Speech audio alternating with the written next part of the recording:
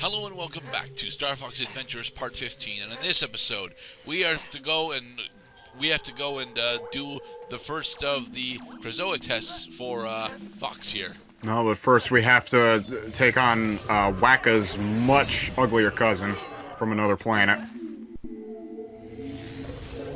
Wacka! Ow! That hurts! I don't recognize that reference, Cloud. Oh, it's a Paper Mario reference. There's a blue creature called Wacka. He's like a mole. He pops out of the ground and he says, "Hi, I'm Wacka. What a beautiful day is, and no injuries today either. I sure hope nothing bad happens today." And if you hit him over the head with a hammer, he gives you a Wacka bump, which restores 25 health and 25 mana points. Flower points, yeah. I wasn't sure how familiar you were with Paper Mario. I can't remember.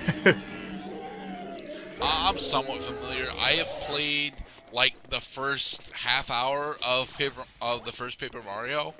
I am not I was not all that impressed with it. So. And then you play the first 5 minutes of Paper Mario 2, and it's like, wow, this is incredible. And it's like, you know why? It's because you get action commands right away in this game. I have not actually tried any of Thousand Year Door. So, in opening game, the biggest difference between 1 and 2 is that in 1, you do not start off with action commands. Action commands let you do additional damage to enemies as long as you meet, like, QuickTime events during the fight. I thought you did, because that was the big part of Super Mario RPG, was action commands. Well, that's when it was called timed hits. But yes. In Paper Mario 2, they just let you have it right away because honestly, like, it slows the game down when you can only do 1 damage at a time and enemies have 10 freaking health. But here, we have successfully defeated our first Meteor opponent. I will refer to them as Meteor Dragons, but this is not Yu-Gi-Oh! No, it is not. Although, one of the things that I've been doing recently is I've been trying to get back into the Yu-Gi-Oh! Forbidden Memories modded scene, and my god, that's such a terrible idea. It's because Forbidden Memories is broken. Broken, I say. No, Forbidden Memories is horrendously fucking broken. The first couple of hours of the game are too damn easy.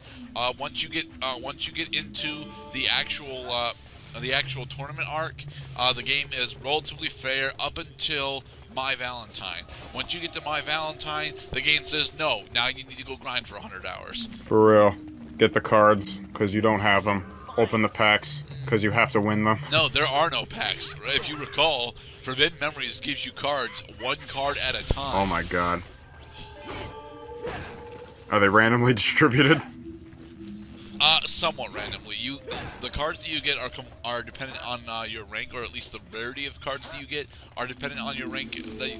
How well you and your rank is determined by how well you perform. But that's one of the interesting things about Forbidden Memories. Specific cards are only accessible on the lower ranks. Like, if you want to get any Thunder-type monsters pretty much at all, you need to get B, C, and D ranks against the first couple of villagers. Because if you're getting A ranks on them, they don't drop those. You have to, right, so you have to set... That reminds me of something I've heard once before, is that, like, you basically have to not play as well as you would like to in order to get what you want. Yeah. Because the game is stupid like this. No, the game is very fucking stupid. Now, I like Forbidden Memories, I do, but it is literally fucking impossible to finish. And that isn't me complaining about it being too damn hard at the end. No. It is purposely fucking impossible to finish at the end of the game. No, you see, I actually don't care if I'm spoiling this for anyone, because kids, don't attempt to finish Forbidden Memories, okay? Get to major checkpoint number 3 in Forbidden Memories. Go do the endless grind and be happy with it, because that is what Forbidden Memories boils down to. But in order to finish it, if you really want to, what you need to do is go and farm on Meadow Maid. Mage, at least in the original release. Meadow Mage has got a, what is it? A 1/10 of 1% chance to drop Meteor Black Dragon. And Meteor Black Dragon is the only monster in the entire game that you can actually get on its own that you can use in order to finish the game with. Because of the monsters that are bigger than him, specifically Gate Guardian and Blue Eyes Ultimate Dragon, are ritual monsters in this game.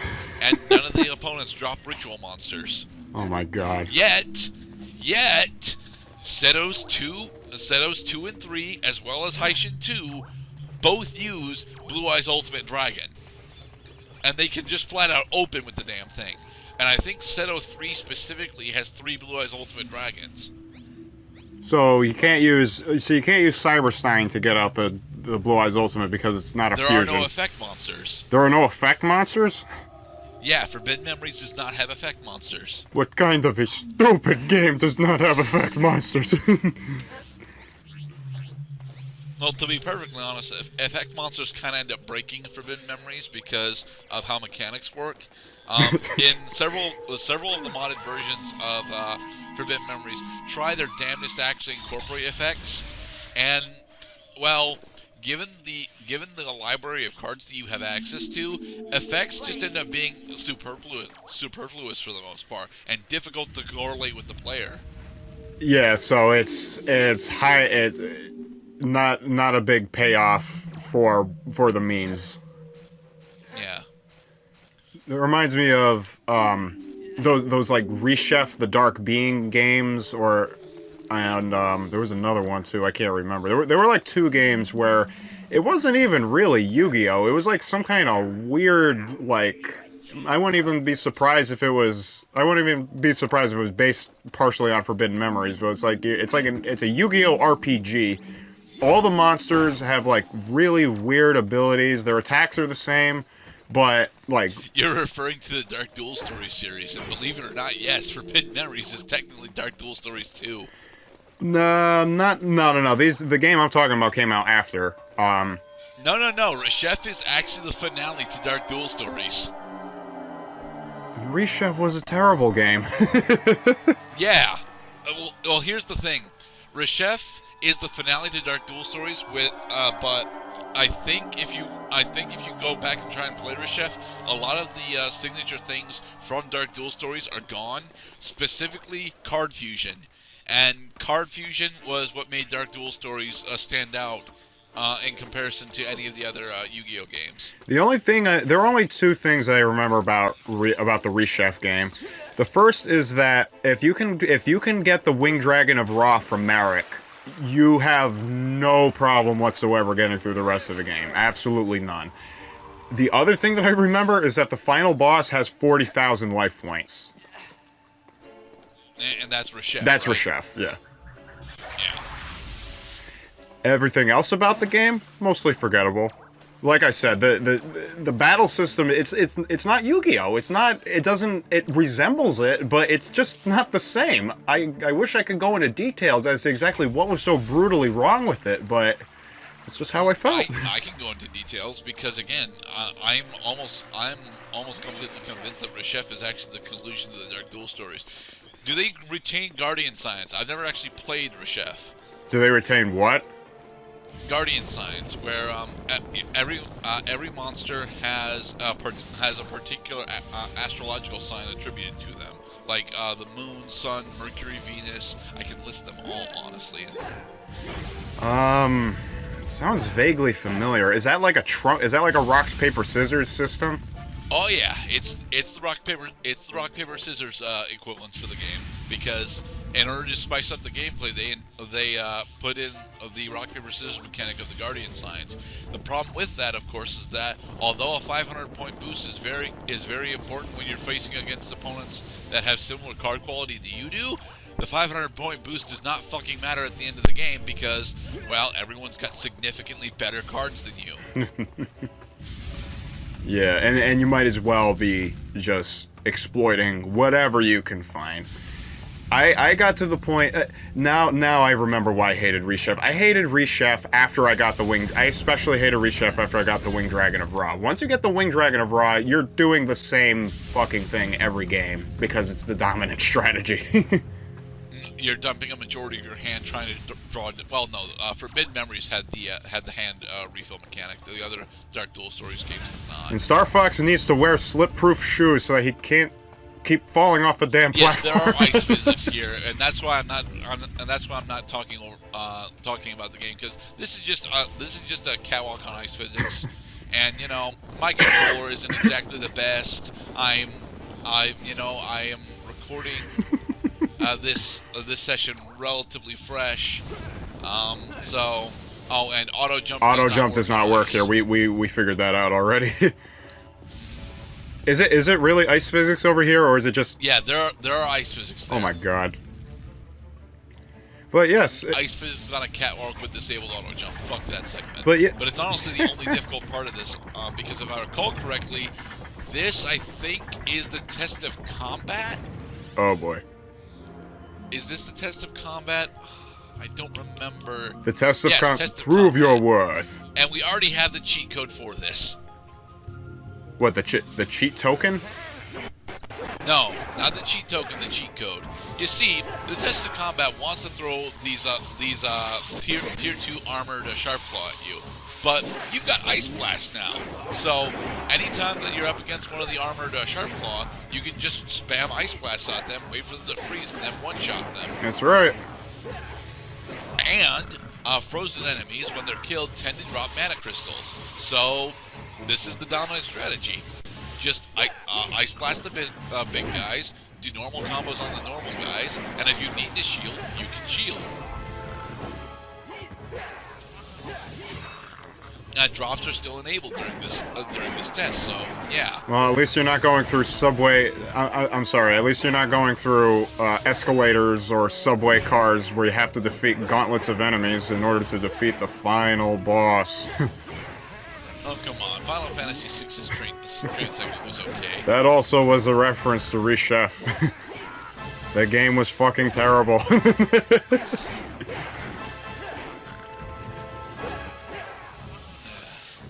Now, I love Forbidden Memories. I honestly do. But, friends, it is not a good game. It really is not. But when I'm referring to the modding community, one of the greatest things that the modding community for Forbidden Memories has done has tried its damnness to bring Forbidden Memories up to the modern release structure of Yu-Gi-Oh! And pretty much each time a new Yu-Gi-Oh! Card set is released, they'll update their mod for Forbidden Memories to include those cards. And it's like, yes, I want to be able to play with these cards. Why the fuck does Simon Morin have fucking Dark Sage on turn 1? That is the major issue that I have with pretty much every single modded version of Forbidden Memories. Starting the game off fresh, starting the game off, you are so fucking underpowered without guides to figure out what fusions you have access to, and even dueling Duel Master K isn't going to help you that much. I remembered one other very annoying game mechanic that I think caused me to rage quit Reshef a couple times. So in Yu-Gi-Oh!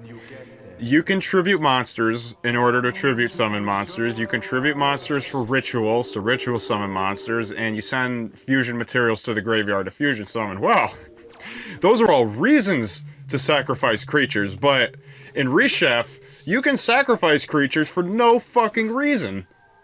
Oh yeah, I remember that. I remember that specifically from Dark Duel Stories 1. Yeah. And Dark Duel Stories 1 had the thing where, all right, if you wanted to summon Dark Magician Girl, you specifically had to tribute a monster first and then attempt to summon it. No problem, right?